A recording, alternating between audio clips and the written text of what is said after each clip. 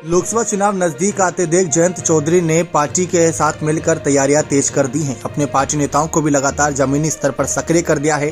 पिछले चुनाव में मिली हार को जीत में तब्दील करने के लिए जयंत चौधरी लगातार कड़ी मेहनत मशक्कत कर रहे हैं। इंडिया दल में शामिल है, लेकिन इंडिया दल कितनी सीटें देगा इस बात पर भी सबकी नजरें रहेंगी, क्योंकि पिछली बार 3 सीटें मिली थी, तीनों हार गए थे, काफी कुछ नुकसान हुआ था। तो ऐसे में जयंत चौधरी की रालोद पर सबकी नजरें रहेंगी कि इनके इंडिया दल में रहते हुए इंडिया दल को उत्तर प्रदेश से कितने सीटों का फायदा होगा। कहा यह जा रहा है कि हो सकता है कि एक सीट पर ही जयंत चौधरी जिस सीट से उतरे वहां से जीत मिल जाए या कुछ और सीटों की जीत मिल जाए, लेकिन ऐसे कब तक बात बनेगी।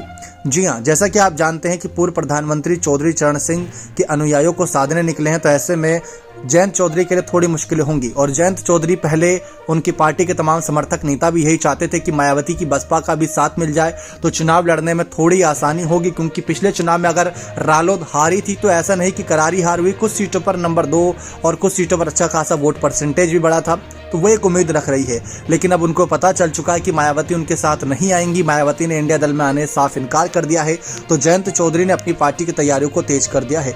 21 नवंबर को सहारनपुर से शुरू होगी इनकी रथ यात्रा, जिसमें तमाम ऐसे बड़े क्षेत्र हैं जो कि बसपा के ही माने जाते हैं।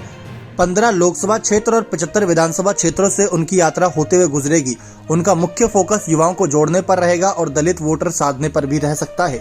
इसके साथ ही चौधरी चरण सिंह के अनुयायियों को बड़े चौधरी की याद दिलाकर भावनात्मक तौर से पार्टी संग खड़े करने पर होगा। लेकिन ये बात साफ है कि मायावती का अब साथ ना मिलना जयंत और अखिलेश के लिए किसी मुसीबत से कम नहीं, क्योंकि अगर साथ मिल जाता तो थोड़ी और आसानी होती, लेकिन जहाँ इतनी मुसीबत झेलेंगे वहाँ थोड़ी और चुनौतियाँ सही। तो ऐसे में मायावती के भी खिलाफ थोड़ी बहुत बयानबाजी करनी पड़ सकती है। हो सकता है कि उनके खिलाफ भी रणनीति बनानी पड़े, क्योंकि कुछ क्षेत्रों में पश्चिमी यूपी में मायावती की पार्टी का अच्छा खासा जनाधार है। करीब अगर पिछले चुनाव को उठाकर देखें तो 10 सीटें अगर जीते थे तो 27 सीटों पर बसपा दूसरे नंबर पर रही थी पार्टी। तो ये भी एक बहुत बड़ी सफलता है एक तरीके से, और बसपा का वोट परसेंटेज दिखाता है। तो जयंत चौधरी को अपनी पार्टी की वापसी करानी है तो उनके कंधों पर ही दारोमदार है। और लोकसभा चुनाव 2024 से बेहतरीन मंच इंडिया दलों का साथ मिला हुआ है, इससे बेहतरीन कुछ नहीं होने वाला। बने रहे चैनल के साथ। बहुत बहुत धन्यवाद।